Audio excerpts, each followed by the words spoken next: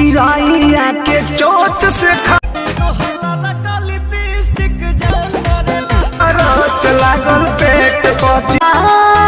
कैसे हो खल जाला लहे लहे छुई जानी हमारा हमरा से सीख लो लगो तक आई बड़ा पतरा देखा के सब मन के अगन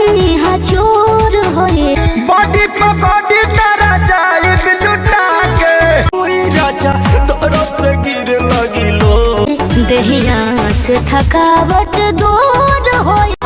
करिले सोमारी बचपन